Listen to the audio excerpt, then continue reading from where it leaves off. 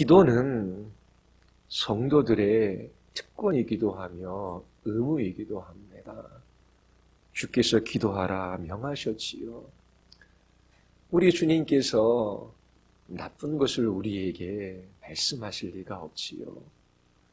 구약과 신약에 수많은 하나님의 백성들이 무릎을 꿇으며 주의 이름을 불렀습니다. 주님과의 교제가 있었고 부르짖는 주님의 백성들의 기도를 사용하셔서 주께서 주님의 뜻을 이루어 가셨어요. 지난주에 말씀드린 바와 같이 기도하지 않으면 시험에 빠질 수밖에 없습니다. 그리고 우상을 숭배하게 돼요.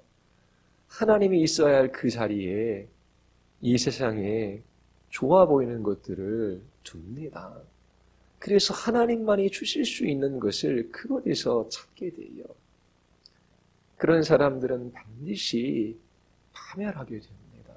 멸망의 길을 걸어갈 수밖에 없어요. 그리고 기도하지 않으면 결국 하나님의 이름을 모독하는 삶을 살아갈 수밖에 없습니다. 기도는 하나님과 교제하는 탁월한 수단이에요. 얼마나 놀랍습니까? 언제든지 어디서나 우리는 거룩하신 하나님의 보좌 앞으로 나아갈 수 있어요. 그리고 하나님께서 우리의 기도를 사용하셔서 이 땅에 하나님의 뜻을 이루어 가시겠다라고 약속해 주셨습니다. 기도는 주님의 뜻을 이 땅에 이루어가는 수단이기도 해요. 그래서 사단은 어떻게 해서든지 믿는 성도들로 하여금 기도하지 못하게 해요. 그 마음에 세상 사랑을 불어넣습니다. 이 땅에 보물을 쌓아두는 삶을 살아가게 해요. 이 땅에 있는 것들을 위하여 분주하고 바쁜 일생을 보내게 합니다. 그리고 또 하나는 그 마음 안에 염려를 심어놓는 거예요. 염려함으로 기도하지 못하게 합니다. 그 역도 성립이 돼요. 기도하지 않으면 세상 사랑하며 또 염려하며 그렇게 살아갈 수밖에 없습니다. 주님께서 제자들에게 기도를 가르쳐주고 계셔요. 그 기도는 두 부분으로 나눌 수 있지요. 전반부는 하나님과 하나님의 영광에 관한 것입니다. 그리고 후반부는 우리와 우리의 필요에 관한 거예요. 우리가 이 땅에 두 발을 딛고 살아가는 동안 꼭 필요한 것이 있어요. 그것이 없이는 살아갈 수 없어요. 바로 양식과 죄의 용서와 죄와 죄의 힘으로부터의 보호입니다.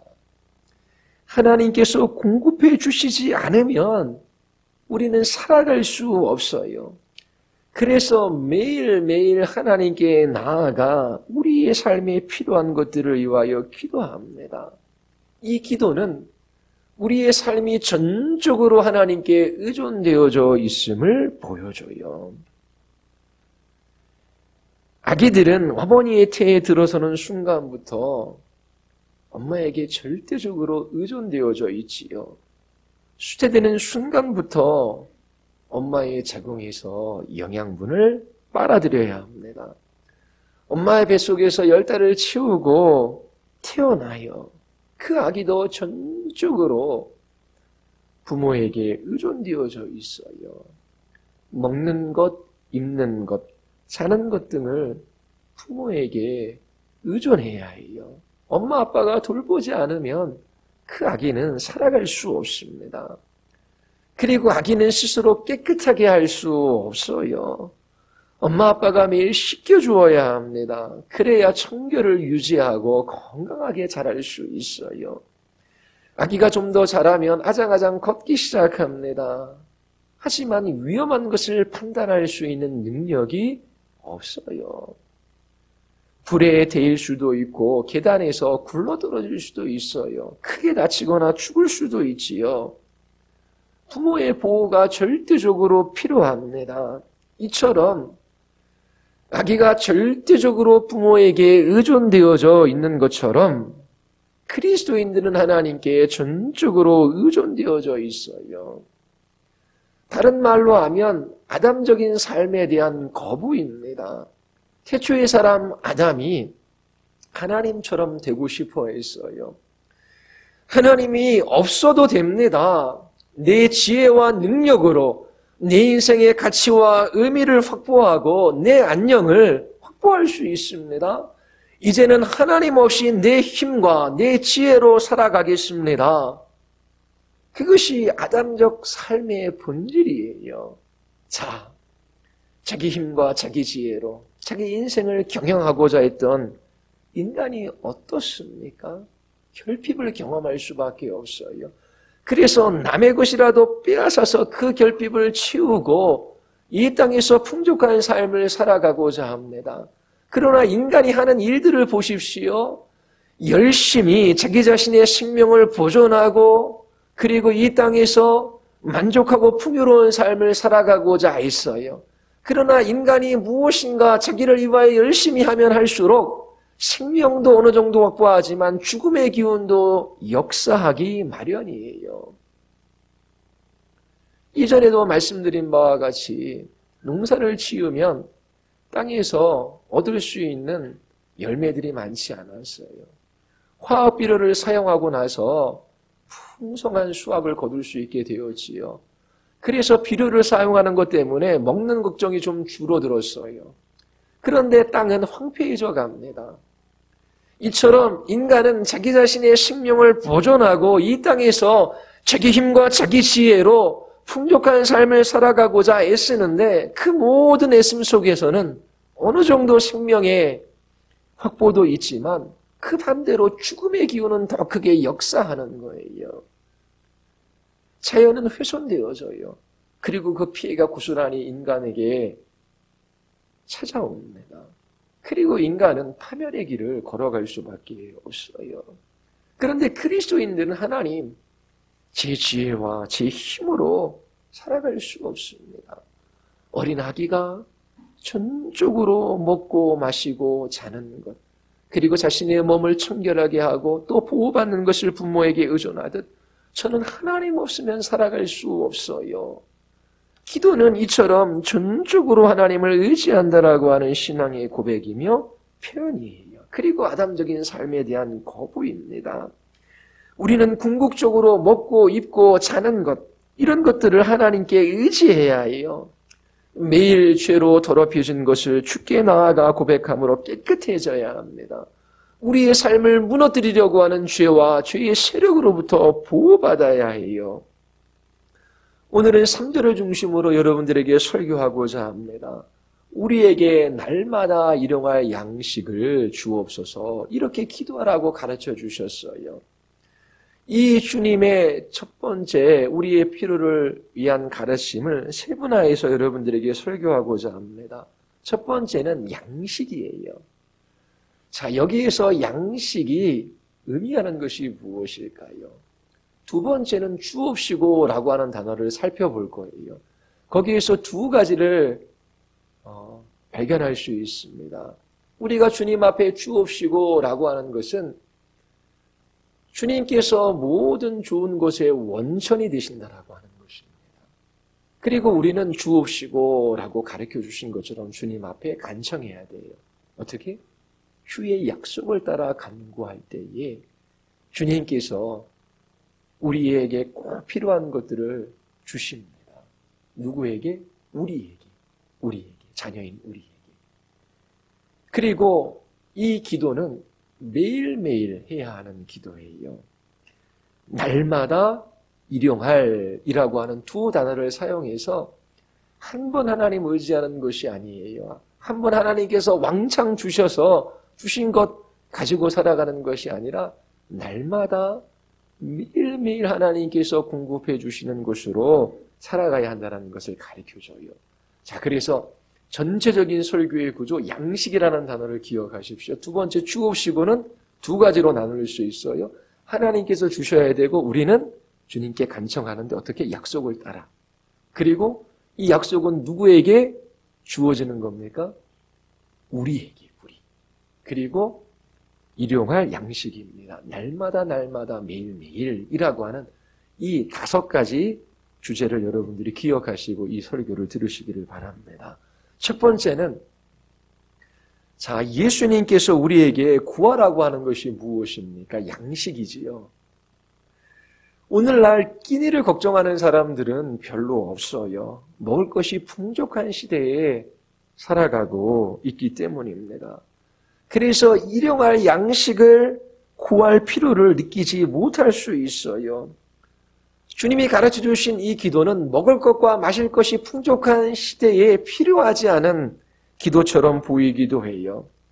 그러나 양식은 밥이나 빵 이상의 의미를 가지고 있습니다. 그렇다면 먹거리가 풍성한 이 시대에 살아가는 그리스도인들에게 이 기도는 어떻게 적용될 수 있을까요? 헬라어로 양식이라는 단어는 단지 음식만을 가리키지 않아요. 그것은 우리의 모든 육체적인 필요를 나타냅니다.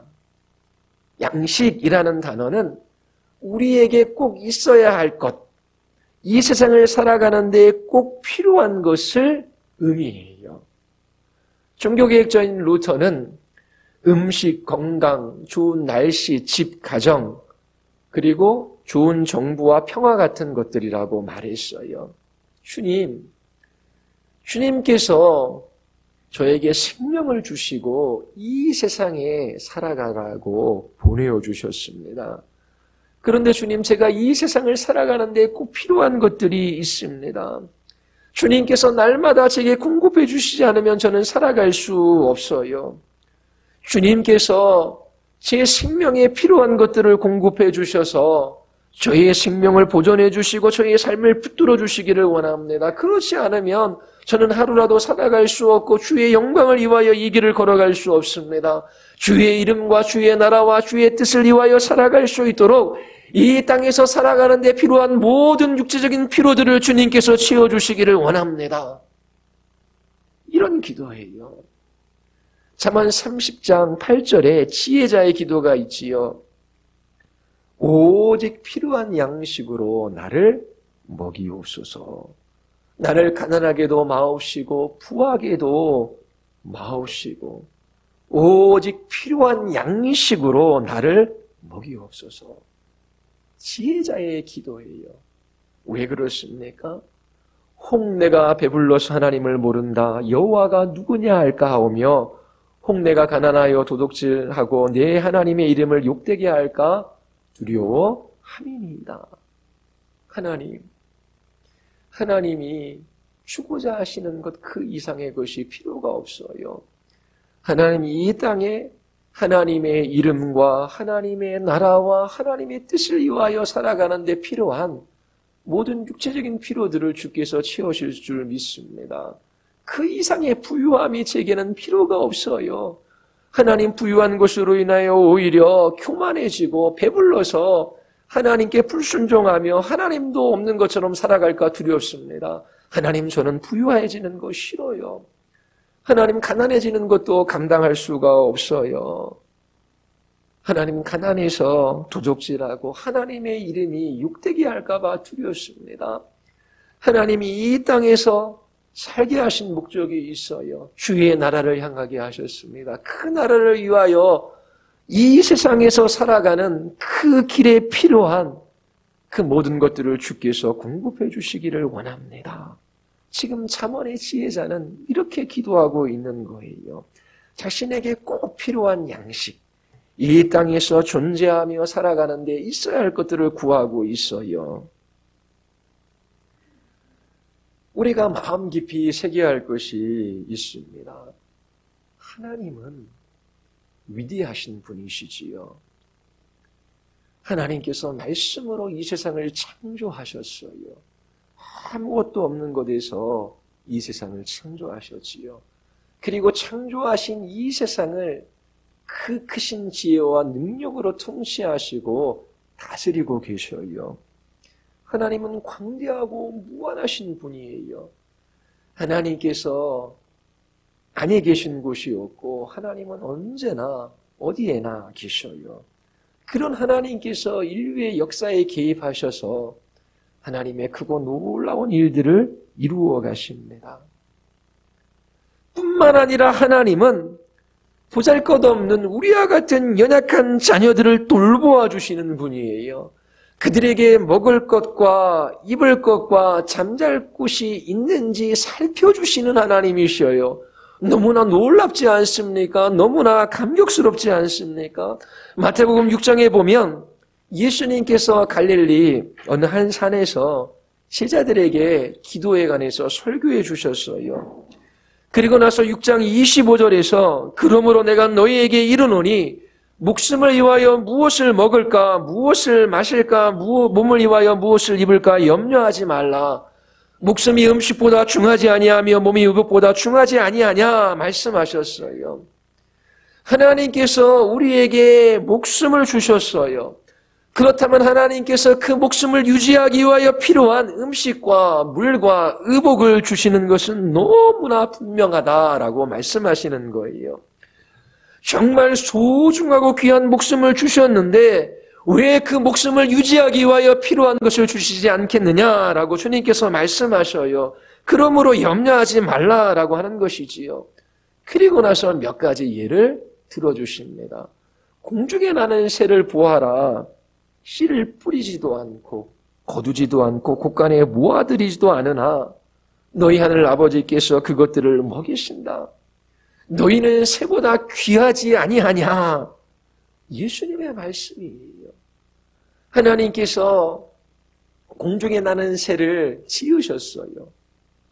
그리고 이 세상에 두셨지요. 거기서 끝나는 것이 아니라 매우 복잡한 방식으로 새들을 먹이시고 보존하셔요. 그렇다면 하나님께서 당신의 형상과 모양대로 지으신 사람들에게는 어떻게 하시겠습니까? 그 아들의 핏값으로 새 생명을 주신 우리들에게는 하나님께서 어떻게 하시겠습니까? 그들의 생명에 필요한 것들을 반드시 공급해 주셔서 그들의 육체를 보존해 주셔요. 구하고 찾고 두드리는 자녀들의 기도에 응답해 주셔서 이 땅을 살아가는 모든 필요를 채워주시겠다라고 말씀하셔요. 그것은 너무나 당연한 일이라고 말씀하시는 거예요. 그러면서 누가 염려함으로 그 길을 한 자나 더 할 수 있느냐라고 말씀하셔요. 너희가 염려함으로 자기 수명을 한순간이라도 늘릴 수 있겠느냐? 생명은 우리에게 달린 문제가 아니에요. 누가복음에 어리석은 부자가 나오지요. 풍년이 들었습니다. 곡식을 걷어들여 창고에 쌓아두려고 해요. 그런데 창고가 부족할 것 같아요. 창고를 다 허뭅니다. 다시 크게 줘요. 그리고 하인들을 시켜서 그 곡식들을 다 걷어들여요. 창고에 차곡차곡 쌓아줍니다. 그러면서 말해요. 자, 내 영혼아, 이제 먹고 마시고 편히 쉬자. 그런데 하나님께서 그날 그의 생명을 거두어 가십니다. 성경은 그에게 어리석은 자라고 말해요. 우리의 생명은 하나님께 달려 있어요. 주시기도 하시고 거두기도 하셔요. 생명을 주셨으면 그 생명을 유지하는 데 필요한 그 모든 것을 공급해 주시는 세심하시고 우리의 필요에 관심을 가지고 계신 하나님이셔요. 그러면서 6장 28절에 너희가 어찌 의복을 위하여 염려하느냐? 들의 백합화가 어떻게 자라는가 생각하여 보아라. 수고도 아니하고 길쌈도 아니하느니라. 입을 것에 관하여 걱정할 필요가 없습니다. 하나님께서 명품 옷을 주시겠다라고 말씀하시는 것이 아니지요. 우리가 살아가는 데에 우리의 육체를 보존하는 데에 꼭 필요한 것을 공급해 주시겠다라는 말씀이에요. 의심이 든다면 들에 핀 백합꽃을 바라보아라 라고 말씀하셔요. 오늘 있다가 내일 아궁이에 던지우는 들풀도 하나님께서 이렇게 입히시거든 하물며 너일까 보냐 믿음이 적은 자들아. 그러므로 염려하여 이르기를 무엇을 먹을까 무엇을 마실까 무엇을 입을까 하지 말라. 이는 다 이방인들이 구하는 것이라. 너희 하늘 아버지께서 이 모든 것이 너에게 있어야 할 줄을 아시느니라. 그리고 나서 예수님이 제자들에게 무엇을 먼저 구하라고 말씀하셔요? 그러므로 너희는 먼저 그의 나라와 의를 구하라. 그리하면 이 모든 것을 너희에게 더하시리라. 내가 너희에게 생명을 주고 내가 너희를 이 땅에 살게 했다. 너희들에게 분명한 사명을 주었다. 너희의 본향은 나의 나라이다. 내 나라에 오기까지 이 땅에서 살아가는 모든 육체적인 필요들을 내가 채워줄 것이다. 공중에 나는 새를 보아라. 들에 핀 들풀도 보아라. 내가 왜 내 핏값으로 산 나의 자녀들을 먹이고 입히지 않겠느냐. 믿음이 적어 의심하지 말아라. 주의 나라를 위하여 믿음의 걸음들을 걸어가라. 내가 이 모든 것을 더하여 줄 것이다. 우리는 주님의 가르쳐 주신 기도를 따라 기도해요. 우리에게 날마다 일용할 양식을 주옵소서. 이 기도는 하나님, 제가 오늘을 산다면 그것은 하늘 아버지께서 제게 필요한 것을 공급해 주셔서 저의 생명을 보존해 주시기 때문입니다. 라고 하는 고백이에요. 자, 양식은 이 땅에서 살아가는 데 필요한 육체적인 필요를 가리킵니다. 두 번째, 주시옵고라고 하는 단어를 살펴볼 필요가 있어요. 자, 하나님은 이 세상에서 살아가는데 꼭 필요한 것들을 우리에게 공급해 주시는 분이에요.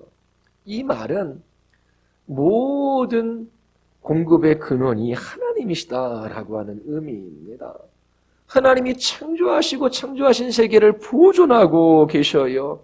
모든 존재하는 것은 하나님께로부터 나왔고 하나님으로 말미암아 있는 겁니다.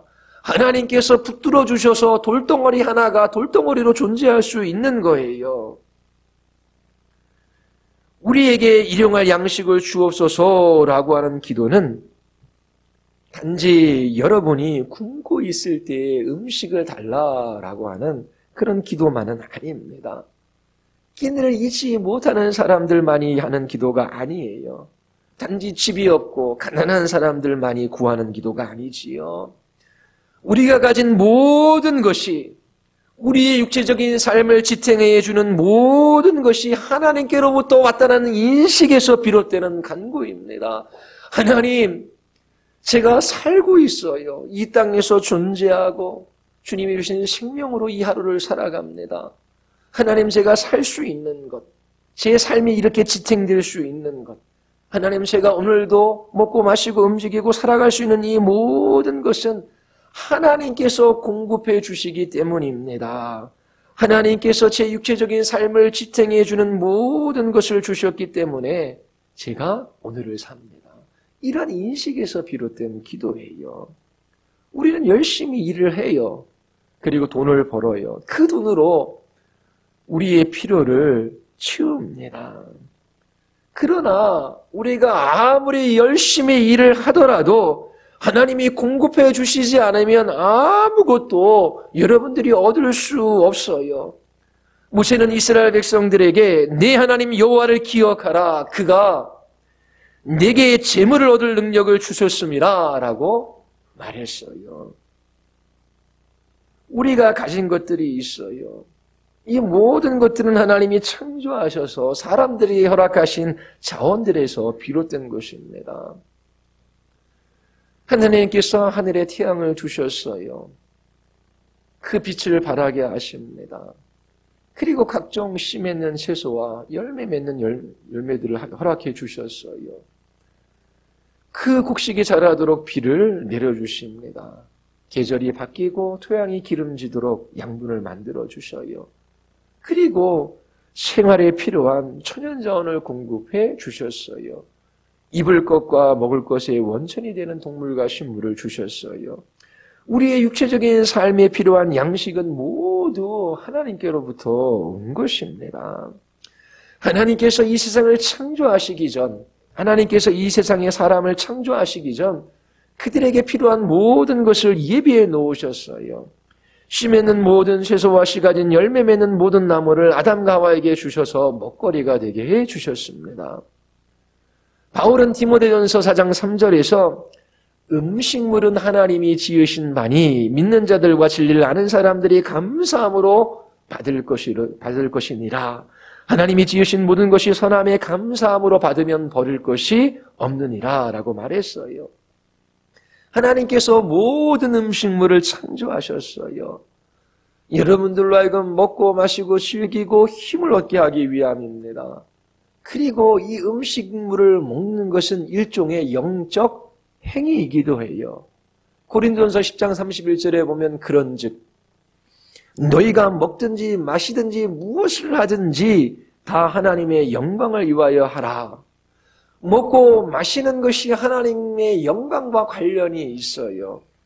자, 하나님의 영광을 위하여 어떻게 먹을 수 있습니까? 하나님의 영광을 위하여 먹는 방법이 무엇입니까? 여러분이 먹는 모든 것이 하나님께로부터 왔다는 것을 인식하고 감사함으로 먹는 것입니다. 여러분들이 이런 태도를 가지고 있습니까? 식사 전에 고개를 숙이고 기도할 때에 음식을 주신 하나님께 진정으로 감사합니까? 감사합니까? 많은 사람들이 기도할 때에 아주 빨리 아무 생각 없이 대충 해버려요. 그 찰나에도 뭐 많은 생각들을 할 수 있지요. 그런데 정말 나에게 생명을 주시고 그 생명을 유지하기 위하여 보존하기 위하여 필요한 모든 것은 하나님께로부터 옵니다. 하나님, 오늘 나에게 주시는 이 양식도 하나님으로부터 온 것입니다. 하나님, 이것을 먹고 그리고 이것을 즐기고 이것으로 힘을 얻어 이 하루를 살아갈 수 있게 하셔서 감사합니다. 감사함으로 받는 것. 하나님께로부터 왔다는 걸 인정하는. 그게 하나님의 영광과 관련된 영적인 먹는 방식이에요. 주의 영광을 위하여 먹고 마시는 사람들의 태도이지요. 자, 하나님이 이와 같이 선물을 주시는 거예요. 그런데 감사함으로 기도하지 않은 것은 죄를 짓는 것입니다. 누군가 여러분들에게 끊임없이 좋은 것들을 공급해줘요. 여러분들이 먹고 마시고 그것들을 누리며 살아가요. 기쁘고 즐거워해요. 그런데 그것을 공급해주는 사람은 무시합니다. 없는 사람처럼 취급해요. 아주 나쁜 일이지요. 하나님께서 모든 좋은 것을 공급해 주시는데 하나님이 아니 계신 것처럼 그렇게 태도를 취합니다. 그것은 죄예요. 야고보는 모든 좋은 것들은 은혜로우신 하나님께로부터 온 것이다 라고 말합니다. 자, 모든 것이 하나님께로부터 왔어요. 음식물은 하나님께서 믿는 사람과 진리를 아는 사람이 감사함으로 먹게 하시려고 만든 것입니다. 우리가 음식을 먹기 전 감사함으로 기도하는 이유가 여기에 있어요. 자, 우리에게 날마다 일용할 양식을 주옵소서라고 하는 것은 우리가 살아가는 데 필요한 모든 것이 주신 하나님께로부터 온다라고 하는 고백입니다. 하나님께서 우리가 살아가는 데 필요한 모든 것을 공급해 주셔요. 그리고 그 모든 것은 하나님이 주시는 선물입니다. 그리스도인들은 그것을 잊지 말고 감사함으로 기도해야 하는 거예요. 그러나 하나님께 감사하기보다 오히려 하나님을 함부로 대하는 사람들이 있어요. 자기 자신의 지혜와 힘과 능력을 의지해요. 자기 자신의 땀 흘려 일해서 자기 자신의 필요를 공급하고 자기 자신이 능력이 있어서 자기 생명을 보존하는 것처럼 살아갑니다. 얼마나 인간이 오만합니까? 하나님께서 그들에게 먹을 것을 주시지만 그들은 하나님을 무시하며 모독합니다. 하나님 없이도 잘 살 수 있는 것처럼 말해요. 하나님께서 예레미야 선지자를 통하여 말씀하셔요. 내가 그들을 배불리 먹인즉 그들이 간음하였다. 그들의 마지막은 멸망입니다. 두 번째, 주시옵고라고 하는 간구는 모든 우리의 필요를 채워주시는 공급원이 하나님이시다. 모든 좋은 것의 원천이 하나님이시다라고 하는 신앙 고백이 들어있어요. 세 번째, 자, 우리는 양식이 무엇을 의미하는지 살펴보았어요. 이 땅에서 살아가는데 꼭 필요한 것을 가리킵니다. 그리고 두 번째, 우리에게 필요한 모든 것이 하나님께로부터 왔다라고 하는 사실도 살펴보았어요. 하나님은 모든 것의 원천이십니다. 우리의 삶을 지탱해 주는 것은 하나님께로부터 온 거예요. 자, 세 번째, 주시옵고는 간청입니다. 우리들은 하나님이 우리의 필요를 채워주실 것을 믿고 간구해야 하는 거예요. 어린아이와 같이 하늘 아버지께 우리의 필요를 따라 구해야 합니다. 바깥 나가서 뛰어놀다가 배가 고픈 아이가 집에 들어와 엄마에게 말해. 엄마, 나 배가 고파요. 엄마, 나 먹을 것을 좀 주면 좋겠어요. 엄마 주실 수 있으시죠? 그러면서 엄마한테 먹을 것을 구해요. 자, 엄마가 그 배고픈 아이에게 먹을 것을 안 주겠습니까? 자네는 단지 엄마에게 말할 뿐이에요. 강요하는 것이 아닙니다. 조건을 내거는 것이 아니에요. 우리도 마찬가지로 하늘 아버지께 단지 필요한 것을 구할 뿐입니다. 그리고 하늘 아버지는 우리의 간구를 들으시고 자녀들의 필요를 채워주셔요. 하나님께서 자녀들의 모든 필요를 채워주시겠다라고 약속해 주셨어요. 하나님께서 백성들에게 필요한 것들을 공급해 주시겠다라고 말씀하셨어요. 이처럼 하나님께서 풍성히 주시겠다라고 약속하셨기 때문에 우리는 확신을 가지고 기도할 수 있습니다. 시편 37편에 놀랍고 위대한 구절이 있어요. 25절인데요. 내가 어려서부터 늙길까지 의인이 버림을 당하거나 그 자손이 걸식함을 보지 못하였도다. 어려서부터 늙기까지 다윗이 경험한 것이 있어요. 의인이 버림을 받는 일을 보지 못했대요. 구약 성경에서의 의인은 하나님을 믿는 사람들, 하나님을 의지하는 사람들이, 악인은 하나님과 상관없이 살아가는 사람들이에요. 신약에서 의인은 예수 그리스도의 보혈의 피로 죄 용서를 받고 그분의 의로 옷 입은 사람들이에요. 구원받은 그리스도인들이 의인이지요. 자, 의인이 버림을 받는 일을 본 적이 없대요. 그의 자손이 구원하는 것을 보지 못했대요. 하나님께서 이처럼 당신의 자녀들을 돌보아 주십니다. 우리는 그분의 자녀예요. 떡 대신 돌을 주는 아버지가 없어요. 생선 대신 뱀을 주는 아버지가 없어요. 이 땅의 아버지들이 이렇게 합니다. 그렇다면 하늘 아버지께서 구하는 자녀들에게 어떻게 하시겠습니까? 구하는 자녀들에게 가장 좋은 것을 주시는 것은 너무나 마땅한 일입니다. 그러나 영적으로 죽은 사람, 복음을 거부하는 사람, 예수님을 믿지 않는 사람들에게는 어떠한 약속도 주어지지 않았어요. 시편 37편에 있는 약속은 모두 믿는 사람들에게 주어진 것입니다. 여호와를 의뢰하고 여호와를 기뻐하고 자신의 길을 여호와께 맡기고 여호와 앞에 잠잠히 참고 기다리는 의인들에게 주어진 약속이에요. 불의한 자들에게는 심판이 기다리고 있을 뿐이에요. 하늘 아버지께서 구하는 자녀들을 돌보아 주십니다. 아버지께 나와 구할 때마다 응답하셔요. 가장 좋은 것을 주십니다. 이 세상에 살아가는 동안 필요한 모든 것들을 공급해 주시겠다고 약속하셨어요. 누구에게? 우리에게. 우리라는 말로 표현된 하나님의 자녀.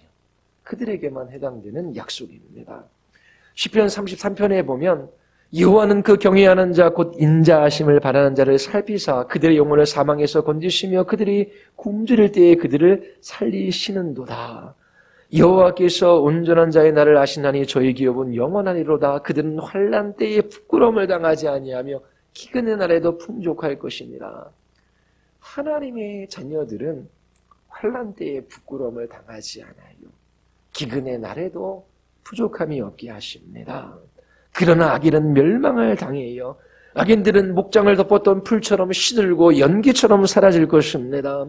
하나님께서 불신자들을 돌보아 주시겠다라고 약속하지 않았어요. 그래서 기근과 기아, 자연재해, 농업기술의 부재, 여러 가지 원인들이 있지만 영적인 문제도 결부되어져 있어요. 하나님과 상관없이 우상을 섬기는 여러 나라들이 있습니다. 인도 같은 곳에도 소 같은 것들을 섬겨요. 그래서 소를 잡지 않습니다. 소가 먹어 치우는 양이 엄청나요. 많은 사람들은 기아로 굶주리고 있어요. 하나님을 떠나 하나님 없이 살아가는 사람들, 그리고 그 후손들의 마지막은 이 목장을 덮었던 풀처럼 시들고 연기처럼 사라져버릴 뿐입니다. 욥기는 이렇게 말하고 있어요. 하나님은 아프시게 하시다가 싸매시며 상하게 하시다가 그 손으로 고치시나니 6가지 환난에서 너를 구원하시며 7가지 환난이라도 그 재앙이 내게 미치지 않게 하시며 기근 가운데서도 너를 굶어 죽지 않게 하실 것이다.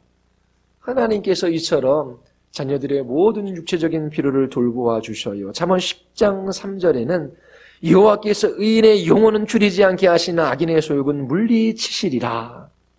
우리는 하나님의 구속의 역사를 통하여 이러한 일들이 어떻게 일어났는지 확인할 수 있어요. 출애굽한 이스라엘 백성들이 광야 생활을 해요. 40년의 길입니다.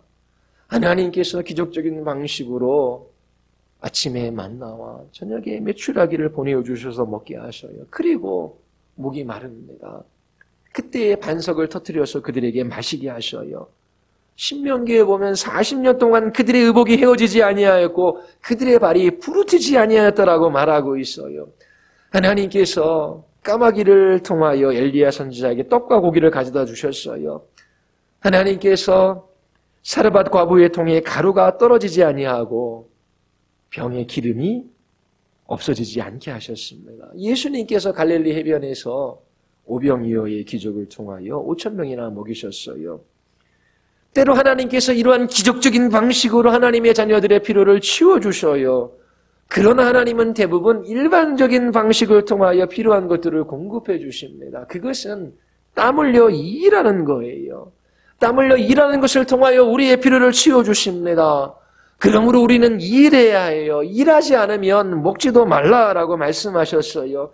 데살로니가후서 3장 10절에 보면 우리가 너희와 함께 있을 때에도 너희에게 명하기를 누구든지 일하기 싫어하거든 먹지도 말게 하라 하였더니 우리가 들은즉 너희 가운데 규모 없이 행하며 도무지 일하지 아니하고 일만 만드는 자들이 있다 하니 이런 자들에게 우리가 명하고 주 예수 그리스도 안에서 권하기를 조용히 일하여 자기 양식을 먹으라 하노라. 하나님께서 기적적인 방식으로 자녀들의 필요를 치워주셔요. 그리고 대부분은 일반적인 방식으로 우리를 먹이시죠. 그건 땀 흘려 일하는 것입니다. 하나님은 우리가 일할 수 있도록 힘과 자원과 기회를 주셔요. 그래서 직장을 위하여 기도합니다. 땀 흘려 일할 자리를 찾는 것이지요. 그리고 하나님께 힘과 지혜를 구해요. 하나님이 주신 자원으로 그 일들을 수행해 갑니다. 이처럼 하나님께서 땀 흘려 일하게 하심으로 우리의 필요를 공급해 주셔요. 그러나 일할 수 없는 병약한 사람들이 있어요. 젊어서나 나이가 들어서나 애써 일했지만 가난한 사람들도 있습니다. 하나님께서 다른 사람들을 통하여 그들의 필요를 치워주셔요. 만일 형제나 자매가 헐벗고 일용할 양식이 없는데 너희 중에 누구든지 그에게 이르되 평안히 가라, 더웁게 하라, 배부르게 하라 하며 그 몸에 쓸 것을 주지 아니하면 무슨 이익이 있으리요. 이와 같이 행함이 없는 믿음은 그 자체가 죽은 것이니라. 하나님께서 땀 흘려 일하는 것을 사용하셔서 우리의 필요를 채워주셔요. 그리고 믿음의 공동체 안에서 나누는 것을 통하여 사람들의 필요를 채워주십니다. 하나님께서 기적적인 방식이든 일반적인 방식이든 자녀들에게 꼭 필요한 것들을 채워주십니다. 모든 좋은 것이 하나님께로부터 주어져요. 시편 84편에 보면 여호와 하나님은 해요 방패시라. 여호와께서 은혜와 영화를 주시며 정직히 행하는 자에게 좋은 것을 아끼지 아니할 것입니다. 만군의 여호와여 주께 의지하는 자는 복이 있나이다. 그리스도인들은 땀 흘려 일해야 합니다. 그리고 하나님이 주신 것을 통하여 구피한 자들의 필요를 채워줘야 돼요. 하나님께서 일하시는 방식입니다. 그러한 자들에게 복이 있을 것이라고 주께서 말씀하셔요. 마지막 한 가지. 날마다 우리에게 일용할 양식을 주옵시고 라고 기도하라고 가르쳐 주셨어요. 우리는 매일매일 하나님 앞에 나와 기도해요. 그때 우리는 오늘의 필요를 위해 기도합니다. 그 필요는 바로 오늘을 위한 것이어야 해요. 날마다 일용할이라고 하는 단어를 통해 두 번이나 오늘을 강조하고 계십니다. 하나님께서 우리에게 모든 것을 한꺼번에 주시지 않아요.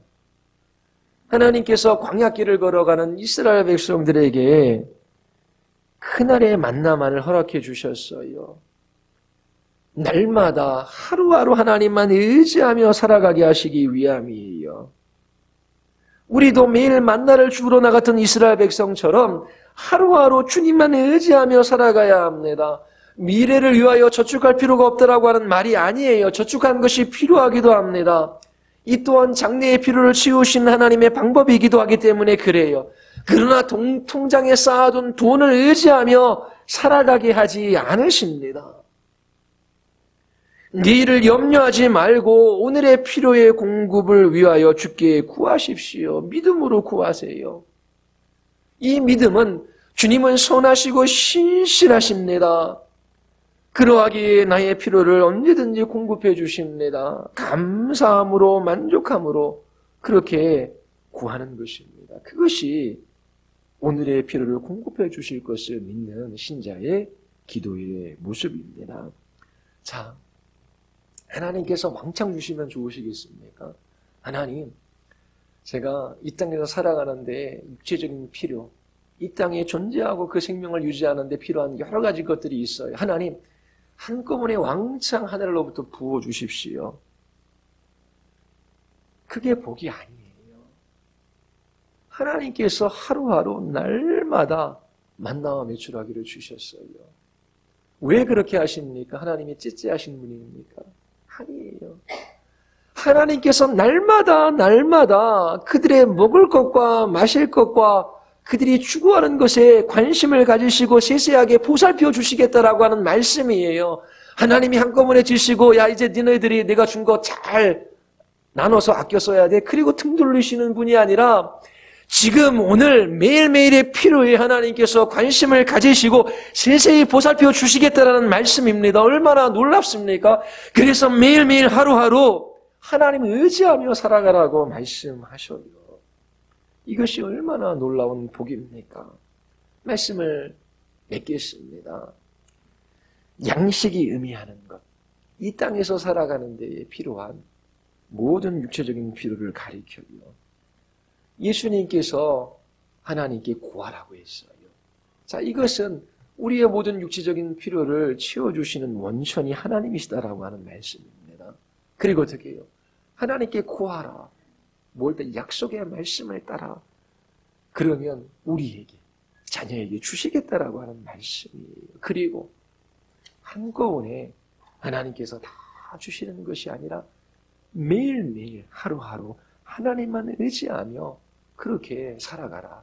그렇게 구하라라고 말씀하셔요. 하나님께서 찌찌하신 분이 아니라 그 높고 위대하신 하나님이 이 연약한 인생 아무것도 아닌 우리들의 먹고 마시는 것에 관심을 가지시고 보살펴 주시겠다라고 하는 은혜의 말씀입니다. 하나님께서 이 약속을 지키셔요. 선하시고 신실하신 하나님이십니다. 기도는 공급자이신 하나님을 바라보는 거예요. 그리고 하나님이 우리의 모든 육체적인 필요를 채워주시는 원천이다. 근원이다라고 하는 것을 인정하는 고백입니다.